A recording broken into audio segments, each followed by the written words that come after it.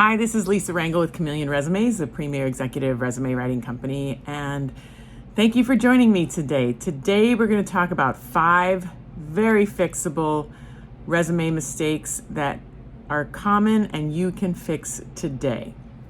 So that's what we're going to talk about today. Now, we have been getting bombarded with inquiries and requests to review and just, friends and family of mine that, find themselves needing to look for a job for various reasons, sometimes proactive and sometimes reactive. And, we're always asked to look at a resume and, sometimes it's a prospective client and sometimes it's just a friend or family, obviously, asking me to do that.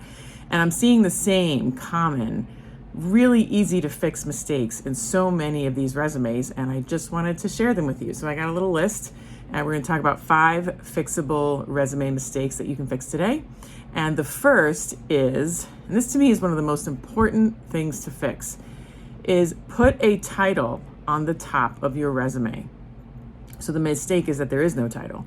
Put a title at the top of your resume underneath your contact information that depicts the job you are targeting. Make it clear, set a stage, right? You wouldn't go to a play not knowing the title of the play, right? You need to have the context, the title. The title of your resume, the target job that you're going for, is the equivalent of a title of a book or a title of a play that you would see. Not having a title up top is like buying a book without a title in a book cover.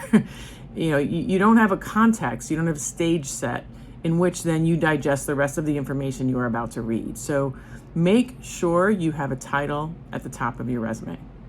The second common mistake that I'm seeing, and I'm just going to tell you all to stop it, is you're putting your contact information in like really funky places on the resume, and I see this happening over and over again. And, I am a big fan of Canva, but their resume templates, God love them, are god awful. And I see in some of these templates that the contact information is being placed in some really funky spots, in like a left column, or God help us all, at the bottom of a resume, which makes no sense whatsoever. You need to have your contact information underneath your name at the top of the resume. Or if your resume is on the left margin, then put your contact information on the right margin. But it needs to be at the top. And it needs to be in a predictable place. Do not be creative with the placement of your contact information, because all that does is piss a recruiter off, because now you're making their eye go from where they predictably want to see it, where it goes where they expect the contact information to go, and now their eye has to now go look for where you put it, because it's not where they're expecting it to be. So, don't piss a recruiter off. Put it where they want it to be, which is pretty much right next to or underneath your name. Do not put your contact information in funky places. The third common mistake that I see people make that you can fix today is that you don't have any achievements in your resume. Take all of the bullets in your resume and ask yourself, how do I know I did a good job? And what did that good job look like? You can use a CAR format, challenge, action, result. You can use other types of formats. That to me is the easiest one for people to do themselves. Give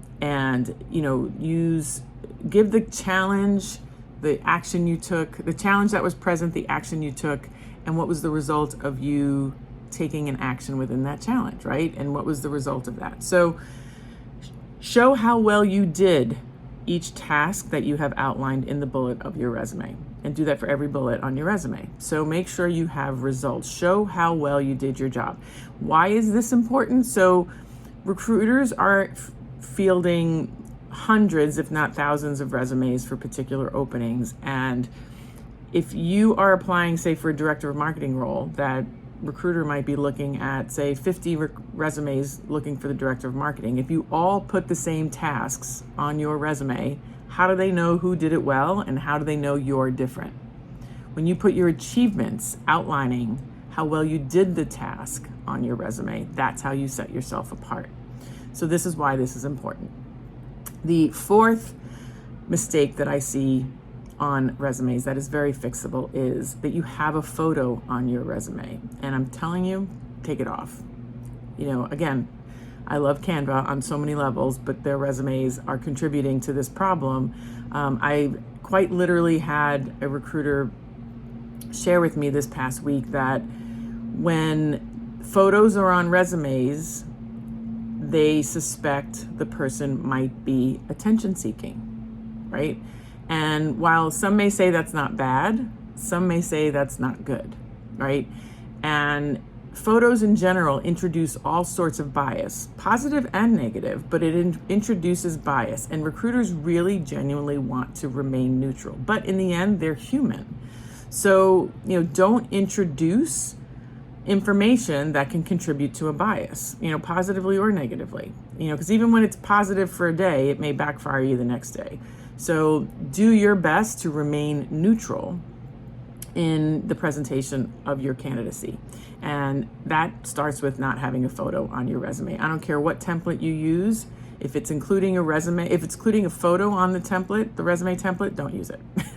And the fourth mistake that I see, or fifth common mistake that I see, is, and this is going to sound odd, but I'm telling you, it's a thing.